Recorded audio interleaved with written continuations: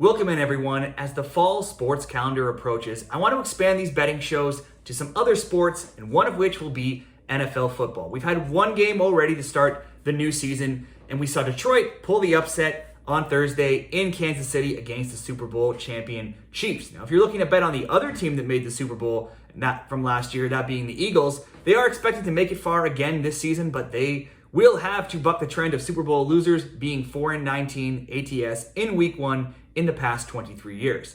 The rest of the NFL Week 1 goes down on Sunday and Monday. Now, there are tons of ways to bet on the NFL, from spread picks to totals to money lines, parlays, teasers, player props, futures bets, and so much more. Now, I personally believe it's extremely hard to pick a team to simply win a game in the NFL with so much parity, much less predict by exactly how many points they're going to do it by, as many games you'll see come down to the final 5 minutes, 2 minutes, final drive, or even the final play of the game. Of all the sports, NFL, as anyone would tell you, is the most efficient of all the betting markets. Therefore, I like to do, much like I like to do with soccer parlays for anybody who has watched those videos, and it's to come up with a few very simple looking selections to include into one or two parlays. Now, in Week 1, we have new coaches, we have new players, schemes, injuries. We have 3 rookie quarterbacks taking their first snaps in Carolina, Houston, and Indianapolis. Needless to say, there's still a lot that we just don't know, no matter how much time you put into off-season research. As such, I've made one 4-game parlay that will include a winner, 2 underdogs teased up, and 1 game to target touchdown props for.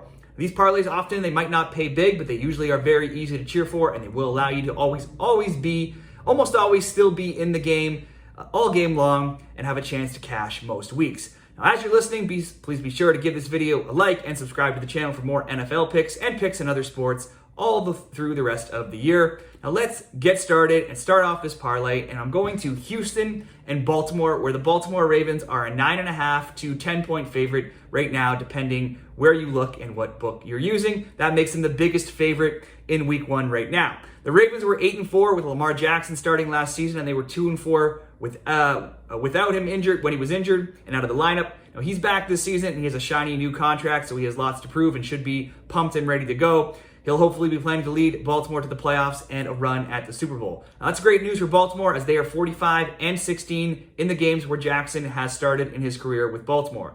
They'll be playing the Texans, and the Texans have a lot of new parts this season, starting with head coach DeMeco Ryans, 2nd overall pick C.J. Stroud at quarterback, and 3rd overall pick Will Anderson Jr. at defensive end. Houston gave up a league worst 170.2 yards per game last season on the ground, while Baltimore ranked 3rd in rushing offensively with 159.7 yards per game. It could be a big day for Jackson and running back J.K. Dobbins if you're looking to target some player props from the Baltimore side here. Dobbins' rushing line right now is listed at 59.5, depending what book you look at, and he finished with 59 or more yards in each of its past 5 games last season. Baltimore also terrorized opposing quarterbacks last year, ranking 5th in sacks. They were 10th in yards allowed per game as well. Now, Baltimore did lose some key players in the secondary. They are working on a new offensive scheme, and tight end Mark Andrews, who is their key passing threat, is dealing with an injury, but word is he should be good to go. Baltimore also usually come out strong in Week 1, and not only come out strong, but they also win by a lot in Week 1. Since 2017,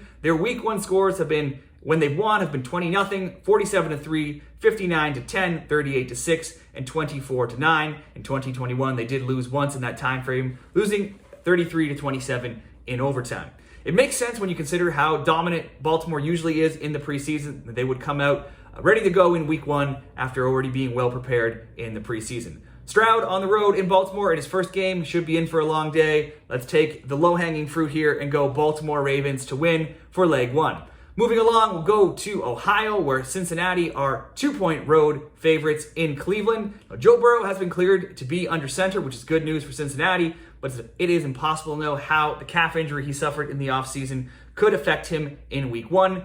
He won't be getting the easiest of starts after not playing at all in the preseason. He'll be going to divisional rival Cleveland. The Browns won at home versus Cincinnati last year, 32-13, and they are 8-2 versus the Bengals in the last 10 games between the teams. Burrow also has a poor record against Cleveland, being just 1-4 against the Browns straight up. The Browns' defense is solid, and they ranked 5th in passing yards allowed per game. If Deshaun Watson even slightly improved from what he showed in his limited action last season, where Cleveland were just 3-3 with him back under center, their offense has a chance to be special this season with Nick Chubb, Amari Cooper, and David Njoku.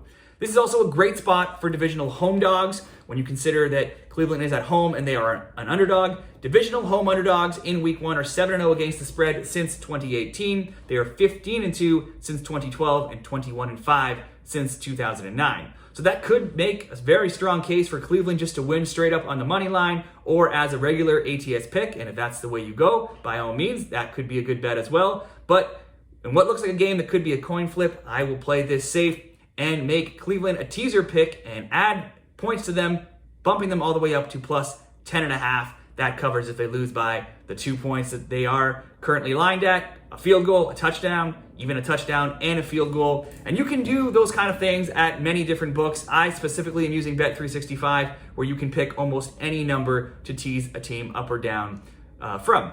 Let's move along to another early game at 1 o'clock on Sunday, and it's San Francisco and Pittsburgh. The 49ers are 2.5-point road favorites here. In Pittsburgh, the Steelers look like one of the best teams this preseason. They were 3-0. At home last year, they were only 4-4, but those 4 losses were just by 3, 4, 7, and 2 points. So even when they lost at home, they still kept things very close. For the 49ers, their quarterback, Brock Purdy, was one of the surprise stories last season, and he actually still hasn't lost a game in his NFL career where he started and finished. Obviously, it's a short sample size. He's also thrown for at least 2 touchdowns in every game that he started and finished. Now, I say started and finished because he was knocked out of the NFC Championship game last season against the Eagles with a torn UCL ligament in his elbow. Purdy underwent surgery in March, but he's made incredible progress, and he will be back this season as a starter and ready to go. Such an impressive recovery that let San Francisco trade away the backup Trey Lance, but it's still going to be his first real game back from an injury, so anybody who's had a major injury knows that it takes some time to trust your body again right there. So Pittsburgh will be putting all kinds of pressure on Purdy, hoping to make him test out that arm. And they've also had a full offseason now to study Purdy, whereas teams last season were caught a little off guard. San Francisco got good news with Nick Bosa, who ended his holdout after signing a new contract, and he'll be back for week 1 in the 49ers defense. However, tight end George Kittle did pop up on their injury report with a groin injury, and that would be a big loss. Although San Fran do have plenty of other offensive weapons. Steelers, like I said, they'll want to get in Purdy's face and make him test out that elbow. Purdy wasn't known to throw deep last season. Of the 37 quarterbacks who dropped back at least 200 times, he ranked 34th in air yards. So San Fran could, though, they could choose to run the ball instead. They do it well. They ranked 7th last year in yards per game rushing. But Pittsburgh, along with New England, tied for the fewest rushing touchdowns allowed last season with only 7. Pittsburgh linebacker TJ Watt is back from injury to start this year, and Pittsburgh was 8-2 ATS when he played last season. Watt is a key player on the Pittsburgh defense, and he is a candidate for Defensive Player of the Year. Then we have head coach Mike Tomlin's record as a dog, and it is a great record as a dog when Mike Tomlin is not expected to win, and especially when he and the Steelers are playing at home. He's actually he is the most profitable coach as a dog in the past 20 years. Let's look at that record. When he's a dog at home, he's 13-5-2 ATS and 12-8 straight up. As a dog overall, whether that be home or away, he's 48-28-3 ATS and 40-39 straight up. Much like the Cleveland pick I had earlier, that it was priced similarly with the home team being a small home underdog. Pittsburgh could win this outright. They could be an ATS pick on their own, but I think if we add some points to them and make them plus 10.5, that looks very enticing as well, so that we are covered in a lot of ways there at plus 10.5 in a teaser. And our final pick of this parlay will be Miami and the Chargers, and that game is later on in the afternoon on Sunday. Now, these teams ranked 11th Miami and 12th LA in points per game last season with 23.8 and 23.4 points per game, respectively. This despite several key players missing time and Justin Herbert dealing with a rib injury for much of the season for the Chargers, and Tua missing multiple games with multiple concussions. Now, everyone will be back, though, and healthy for week 1. These teams were also side by side in points allowed per game, but this was more so from a negative perspective. The Chargers were 23rd, allowing 23.1 points per game, while Miami was 24th and allowing 24.1. However, both were under teams last season. Miami were 8-9 in over-under betting. LA were 7-10. And when these teams played each other last season, the Chargers won, but it was just 23-17, so not as high scoring as you might have thought. Tua Tagovailoa also had his lowest completion percentage of his career. He was just 10 of 28 for 145 yards and 1 touchdown. In 2023, the Chargers, they were involved in 12 regular season games of their 17 that saw both teams scoring 2 or more touchdowns. Plus, they had one more game in the playoffs where that prop also would have hit. So that was 13 of their 18 overall games where they scored 2 touchdowns and they also allowed 2 touchdowns. For Miami, they saw both teams scoring 2 or more touchdowns in 13 regular season games and also in their one playoff game. So that was 14 of 18 where that prop cashed for them. Some coaching news, Miami did bring in actually the Chargers defensive coordinator, Ronaldo Hill, this season, while the Chargers hired a new offensive coordinator in Kellen Moore from Dallas, which is expected to bring a faster pace to the offense and open things up for the Chargers. Herbert finished 38th in air yards per attempt last season at 6.7 yards, so this is expected to improve greatly with Moore calling the plays. The Chargers were 7th versus the pass last season, so they could slow down this high-powered Miami passing attack, but they were shredded on the ground, ranking 27th.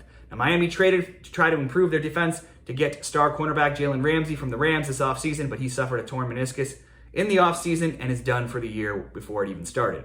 I think picking a winner here looks tough. Both of these teams have good offenses. The arrow is pointing up for both, but considering both averaged over 20 points per game scoring and over 20 points a game allowing or conceding last year, both saw most of their games featuring 2 scores from both teams, and there's a ton of talent on both sides here with Herbert, Austin Eckler, Mike Williams, Keenan Allen, Tua, Tyreek Hill, and Jalen Waddle, plus the fact that this is the highest total on the weekend for Sunday, totaled at 51 points right now. If the score even sniffs that number, we should see at least 2 touchdowns coming from both sides. So let's do that for the final leg of this parlay and go both teams to score over 1.5 touchdowns or 2+ touchdowns. So if we package that all up, we've got a Baltimore win, Cleveland at plus 10.5, Pittsburgh at plus 10.5, and Miami and the Chargers, both teams to get 2 touchdowns. That comes in at plus 127 odds at Bet365. Now, I may make some more bets as we get closer to Sunday, but for now, let's see how these teams look in week 1 before we do anything too crazy. Now, what are your picks?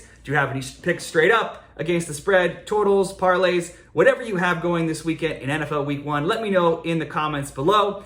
And good luck, everybody, with all of your week 1 NFL best bets.